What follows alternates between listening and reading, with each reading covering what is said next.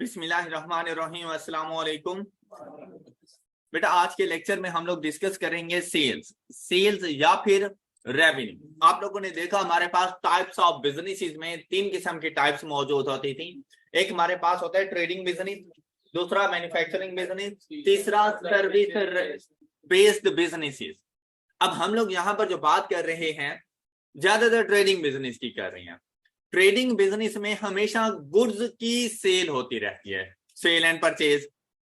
तो जब हम लोग गुड्स को सेल करते हैं, मतलब हमारे पास अब गुड्स आ चुके हैं, प्रीवियस लेक्चर में हम लोगों ने परचेजेस कर ली थी, हमारे पास अब गुड्स मौजूद हैं। उन गुड्स को क्या हम लोगों ने नुमाइश के लिए अपनी शॉप पे रखा हुआ है? किस पर्पस के लिए रखा हुआ है? For sale purpose. सेल किसको करेंगे? किसको करेंगे? कस्टमर्स को। तो हम लोग अपने कस्टमर्स का वेट कर रहे हैं शॉप पे बैठे हुए कि हमारे पास हमारे कस्टमर्स आए ताकि हम उनको ये गुड्स सेल कर सकें। सेल करने से क्या मुराद होता है कि गुड्स उनको हैंड ओवर करें, मुफ्त में दे दें, क्या कुछ ना कुछ कॉन्सिडरेशन रिसीव करेंगे। इसे कहा जाता है कॉन्सिडरेशन। गुड्स के अगेंस्ट आप उनसे उनके उसके बदले में जो कुछ लेते हो उसे कॉन्सिडरेशन कहा जाता है। और यहाँ पर जो कॉन्सिडरेशन होती है वो अमाउंट, पैसे होते हैं। क्या हम लोग उनको गुड्स हैंड ओवर करते हैं, गुड्स डिलीवर करते हैं और उन गुड्स के अगेंस्ट उनसे अमाउंट रिसीव कर लेते हैं। कैसा नहीं होता? जैसा कि एक कैफे वाला वो बैठ के अपने शॉप पे बैठा हुआ है, आप लोगों का इंतजार कर रहा है, आप उसके कस्टमर हो, आप जाते हो, आप उससे जाकर गुड्स परचेज करते हो, लेकिन उसकी तरफ से अब आपकी तरफ से परचेजेस हैं, आपने गुड्स अपने पास लेके आई, आपकी तरफ से परचेजेस हैं, लेकिन उस कैफे वाले की तरफ से सेल्स हो जाती हैं। और जैसे ही आप गुड्स अपने पास लेकर आते हो उसके लिए पेमेंट कर रहे होते हो, तो वो जो पेमेंट आप उसको दे रहे हो उन गुड्स के अगेंस्ट, वो टोटल अमाउंट उसकी सेल्स है, वो टोटल अमाउंट उसकी सेल्स या उसका रेवेन्यू है। सेल्स या रेवेन्यू मतलब उसने आज के दिन में टोटल कितनी अमाउंट की गुड्स सेल की हैं, वो उसका रेवेन्यू कहलाता है। जैसे पूरा दिन बैठा हुआ है एक शॉपकीपर, शाम को उसने देखा जहां पर उसने अपने वो पैसे वगैरह रखे हुए थे वो ड्रॉ ओपन किया, उसको 10,000 रुपए की अमाउंट मिली। तो हम लोग कह सकते हैं कि आज के दिन उसकी जो सेल्स हैं वो 10,000 रुपए की हैं। कि आज के दिन उसने जो गुड्स सेल की हैं, जो कस्टमर्स को हैंड ओवर की हैं, उनके अगेंस्ट उसे 10,000 रुपए का रेवेन्यू जनरेट हुआ है। ऑलराइट, तो रेवेन्यू या सेल से मुराद होता है कि गुड्स हैंड ओवर करने के बाद आपके पास कितनी अमाउंट आती है, आपने उस कॉन्सिडरेशन को सेल्स या रेवेन्यू कहना होता है। ऑलराइट, अब देखिए हमने एक पेन परचेज किया 50 रुपए में, तो मेरी परचेज में 50 रुपए का लिखा हुआ है, लेकिन मैं उसको सेल करने जा रहा हूं 80 रुपए में, तो मेरी सेल्स के अंदर वही पेन 80 रुपए में लिखा हुआ होगा, और मेरी सेल्स और परचेजेस का जो डिफरेंस होता है वो मेरा प्रॉफिट बन जाता है। ऑलराइट, तो मुझे 30 रुपए का प्रॉफिट हो गया। तो आपने इस डिफरेंस को अपना रेवेन्यू नहीं कहना, टोटल अमाउंट जो आपने रिसीव की है आपने उसको अपना रेवेन्यू या अपनी सेल्स कहना है। अब यहां पर सेल्स को पढ़ें। Delivery of goods to customer by the business for some consideration is called sales. Alright, alright, फिर से देखें, कहते हैं revenue is price of goods sold and services rendered. अच्छा, यहां पर ना ये दो टर्म्स यूज की गई हैं, एक तो हमारे पास है सेल्स और दूसरा है हमारे पास रेवेन्यू। बज़ाहिर ये दोनों सेम है, लेकिन एक थोड़ा सा फर्क है इसमें, और वो है बिजनेस की नेचर के ऊपर कि आपके पास बिजनेस कौन सा है। अगर आपका बिजनेस है ना sale and purchase of goods, मतलब ट्रेडिंग बिजनेस है आपके पास, तो चाहे आप सेल्स का वर्ड यूज करें चाहे आप रेवेन्यू का वर्ड यूज करें, कोई फर्क नहीं पड़ने वाला। लेकिन अगर आप सर्विस बेस्ड हैं, जैसे कि हम लोग, अगर हम लोग सर्विस बेस्ड हैं और आप लोगों से जो फीस हमें मिलती है, मैं ये नहीं कह सकता कि मेरी सेल्स है। आप डॉक्टर के पास जाते हैं, उसको चेकअप के लिए जो उसको फीस पे कर सकते हैं, वो आपसे ये नहीं कहेगा कि भाई मेरी आज की सेल्स इतनी हुई है। तो सर्विस प्रोवाइडर कभी भी अपनी सेल्स नहीं रिकॉर्ड करते, वो अपने उस जो अमाउंट रिसीव करते हैं उसको रेवेन्यू कहते रहते हैं कि मुझे इतना रेवेन्यू जनरेट हुआ है। जबकि ट्रेडिंग बिजनेस वाला चाहे रेवेन्यू बोले चाहे सेल्स बोले कोई फर्क नहीं पड़ता, और मोस्टली वो सेल्स का वर्ड यूज करते हैं। सेल आप गुड्स करेंगे और जो अमाउंट आएगी तो आपने सेल्स कहनी है। अगर आप सर्विस प्रोवाइडर हैं और जो अमाउंट आपने अर्न की है उसको आपने रेवेन्यू कहना है। ये दोनों में डिफरेंस है। All right, any issue? Next second, revenue is income arising in the course of ordinary activities of the entity. क्या मतलब? कहता है कि ये जो रेवेन्यू होता है ना, जो बिजनेस की ऑर्डिनरी एक्टिविटी है, मतलब एक बिजनेस है, अगर आप लोग बुक शॉप वाले के पास जाएं, क्या वो लेज सेल कर रहा है, क्या कोल्ड ड्रिंक सेल कर रहे हैं, वो उसकी ऑर्डिनरी कोर्स ऑफ बिजनेस नहीं है। बुक शॉप वाले के पास ordinary course of business sale and purchase of books है। लेकिन अगर आप कैफे वाले के पास चले जाएं तो उसके लिए ऑर्डिनरी कोर्स ऑफ बिजनेस, मतलब जिस चीज में वो ट्रेडिंग कर रहा है उस प्रोडक्ट की सेल एंड परचेज उसकी ऑर्डिनरी कोर्स ऑफ बिजनेस है, नॉर्मल रूटीन में। जैसे अगर मैं यहाँ पे टीचिंग कर रहा हूं तो टीचिंग में तो काफी सारे वैसे सब्जेक्ट्स आ जाते हैं, लेकिन ऑर्डिनरी कोर्सेज ऑफ बिजनेस की अगर बात की जाए तो मेरे 3 सब्जेक्ट्स हैं, ये मेरे मेन फोकस्ड होता है इनके ऊपर। क्यों है? Intro to accounting and FAR1। तो ये तीनों सब्जेक्ट मैं डेली बेसिस पे पढ़ा भी रहा हूँ। ये मेरा ऑर्डिनरी कोर्स ऑफ बिजनेस है कि मैं एक सर्विस प्रोवाइडर हूँ। लेकिन यहीं पे बात करता हूँ BWCS की, I2B की, इकोनॉमिक्स की, भाई मेरे सब्जेक्ट नहीं है वो, मैं वो नहीं पढ़ाता।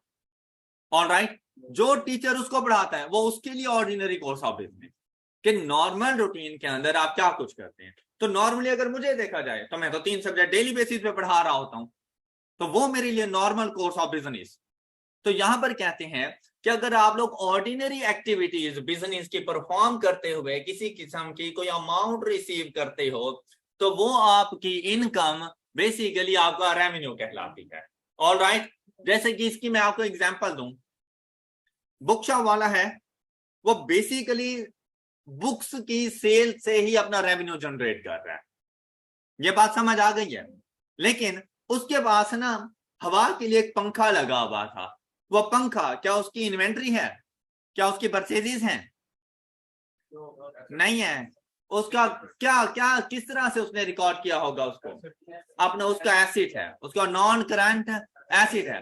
पंखा खराब हो गया और उसने रिप्लेस किया, तो पुराना पंखा उसने सेल कर दिया और पुराना पंखा 3000 रुपए का सेल हो गया।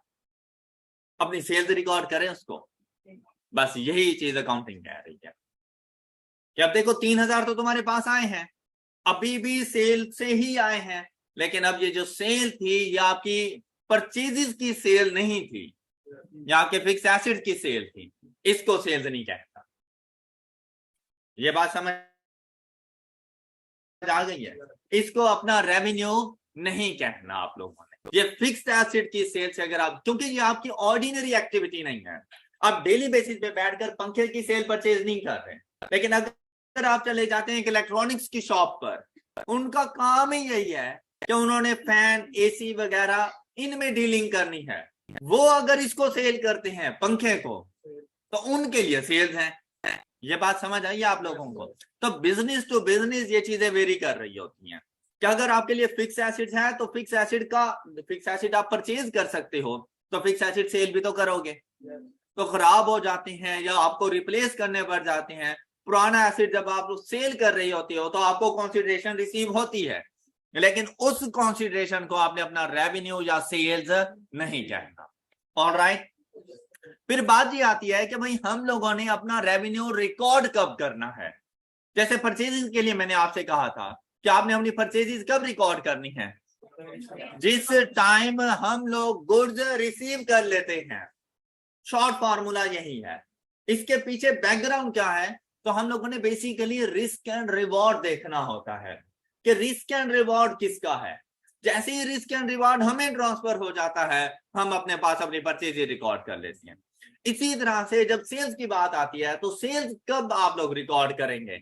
जैसे ही आप गुड्स अपने कस्टमर को हैंड ओवर करते हो, जैसे ही आप उन गुड्स का पोजेशन, गुड्स का टाइटल अपने कस्टमर के नाम कर देते हो, अब वो गुड्स आपके कस्टमर की हो गई हैं, आपकी नहीं है।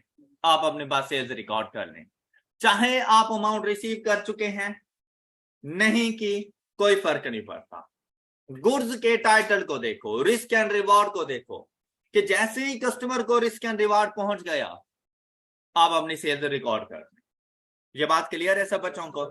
Any issue? अच्छा, अब देखें यहाँ पे उसने कहा कि जो रेवेन्यू हम लोग जनरेट कर सकते हैं वो दो तरीकों से होता है कि अगर हम लोग सेल ऑफ गुड्स करें, अब सेल ऑफ गुड्स ट्रेडिंग में भी होती है और मैन्युफैक्चरिंग में भी सेल ऑफ गुड्स ही होती है, और अगर हम लोग किसी किस्म की कोई सर्विसेज प्रोवाइड करते हैं तो तब।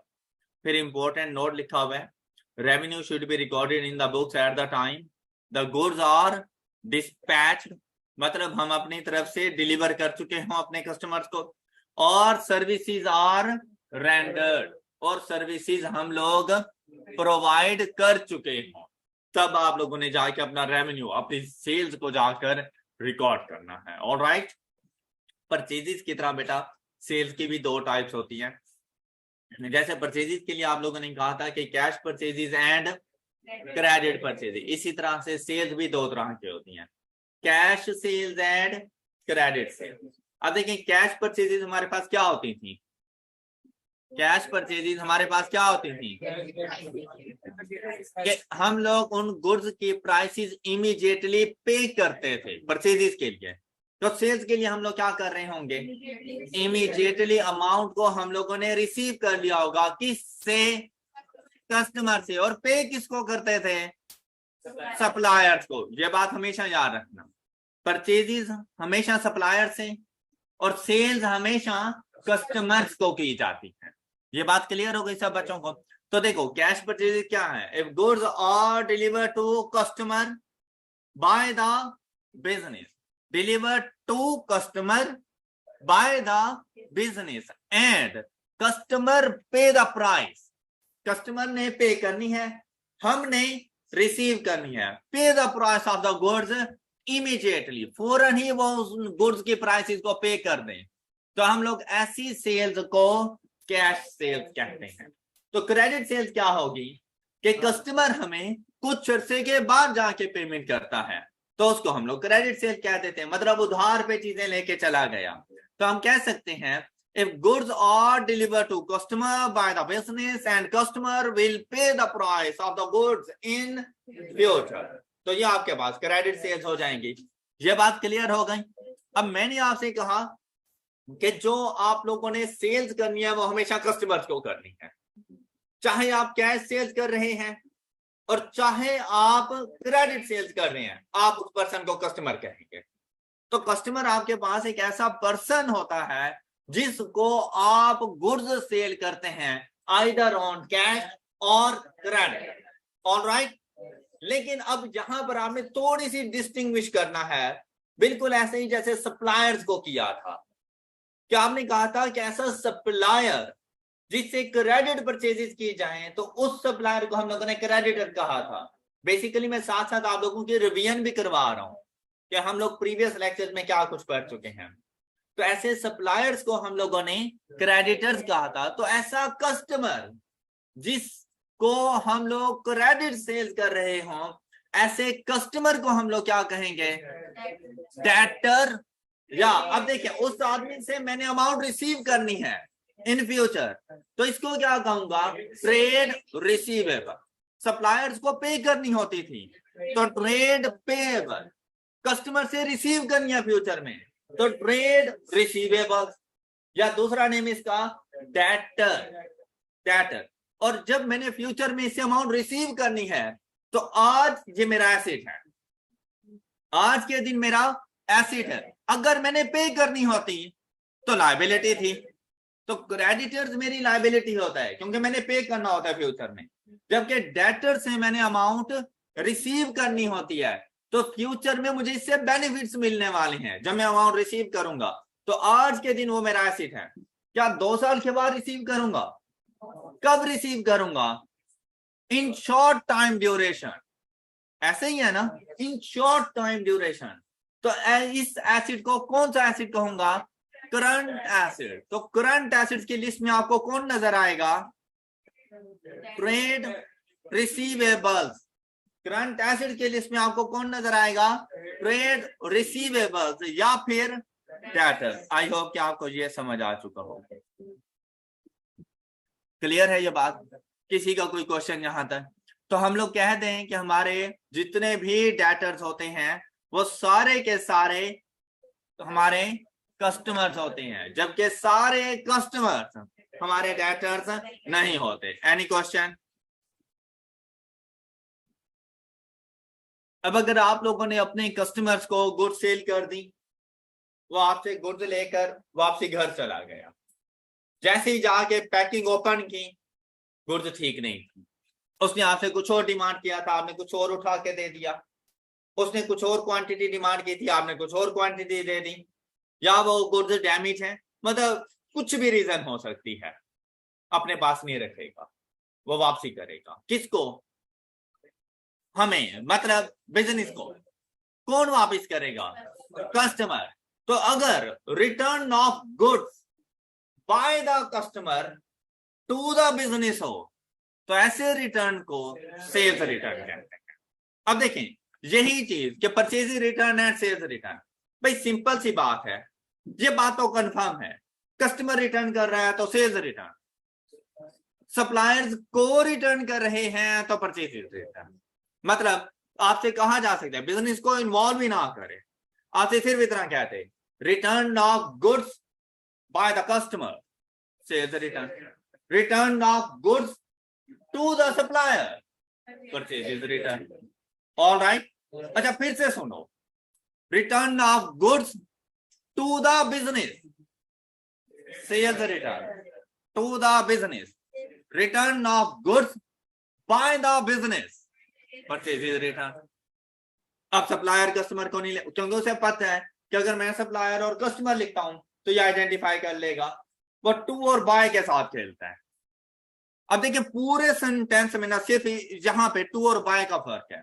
Return of goods by the business या entity, return of goods to the entity. तो टू द एंटिटी है, गुड्स उसकी तरफ आ रही हैं तो फिर sales return. By the entity मतलब उसने रिटर्न करनी है तो परचेज रिटर्न है हमारे पास। कर लेंगे।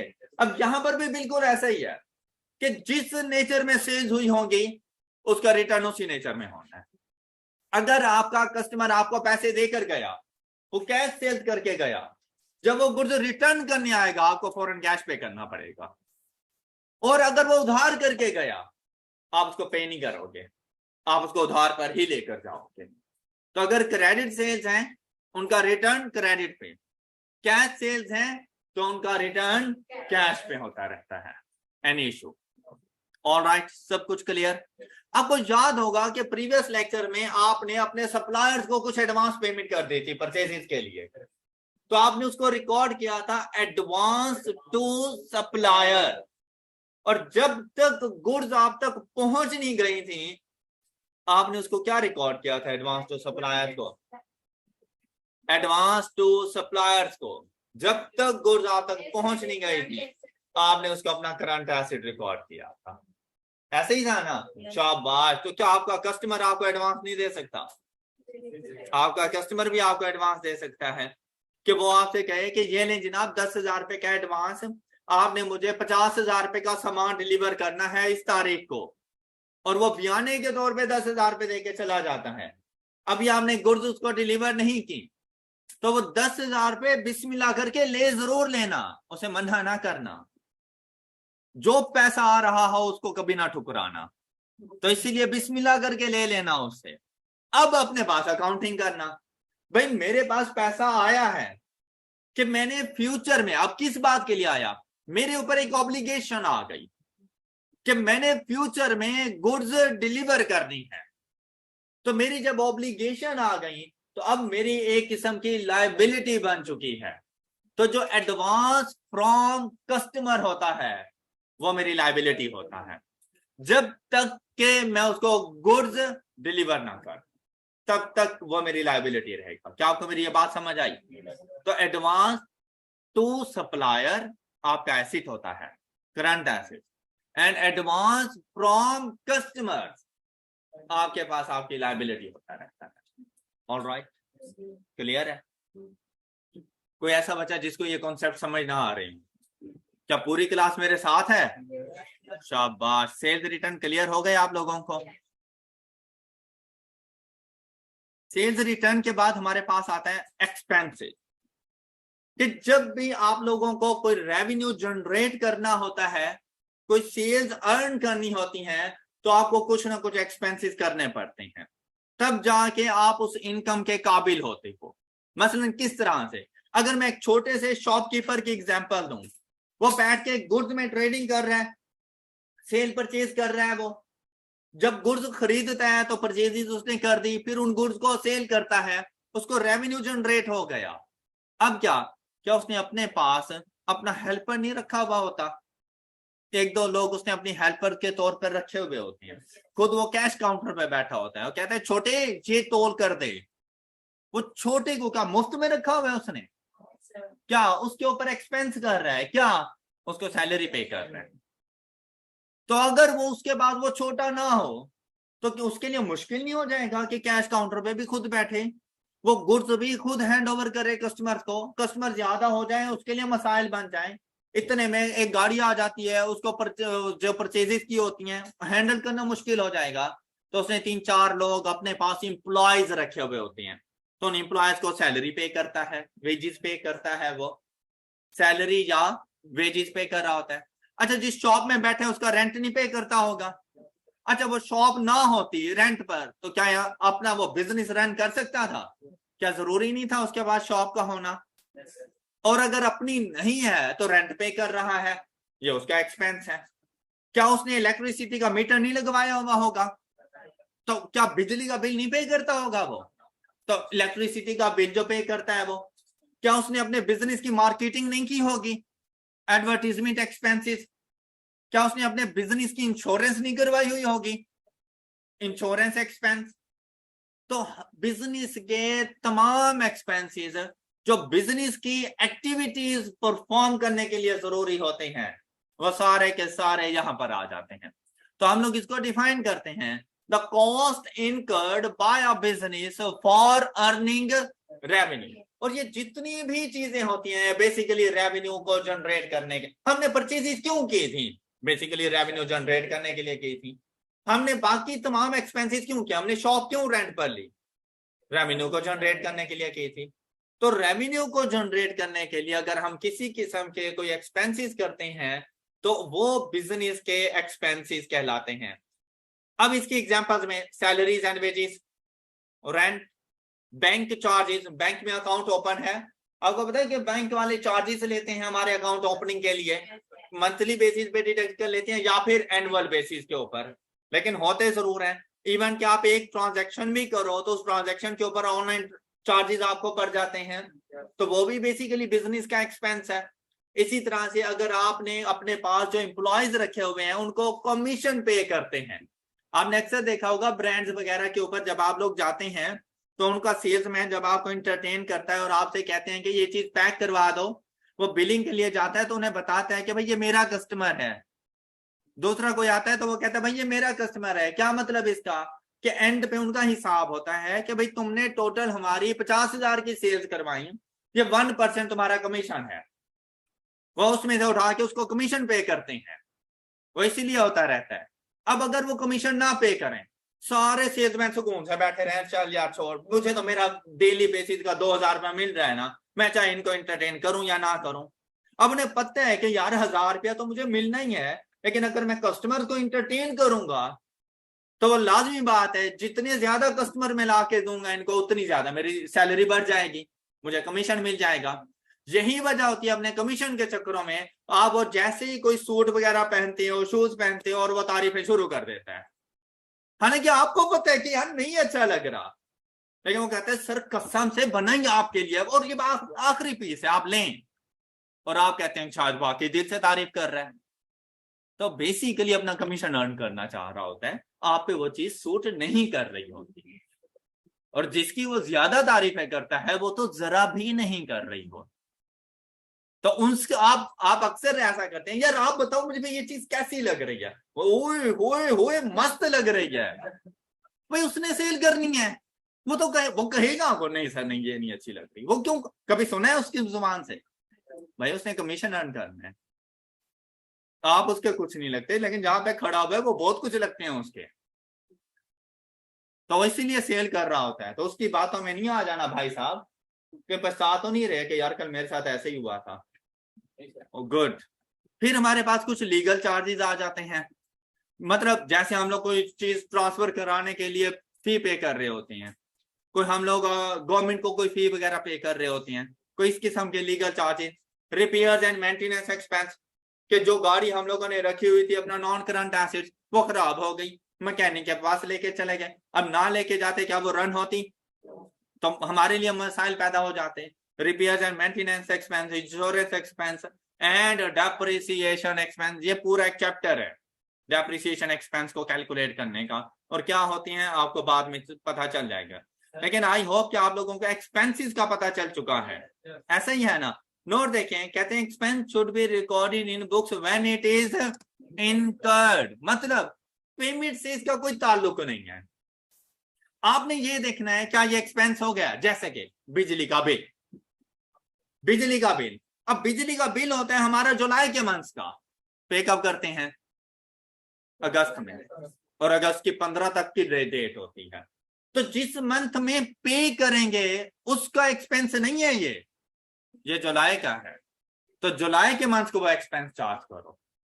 ऑलराइट, तो पेमेंट को ना देखो, ये देखो कि ये एक्सपेंस हम लोगों ने किस मंथ में किया, किस टाइम ड्यूरेशन में किया, उसको चार्ज करो। जैसे कि हम लोग अगर रेंट पे कर रहे हो तो रेंट का भी बिल्कुल ऐसे ही हिसाब होता है कि भाई जिस मंथ का रेंट पे किया है आपने उस मंथ को जाके चार्ज करना है।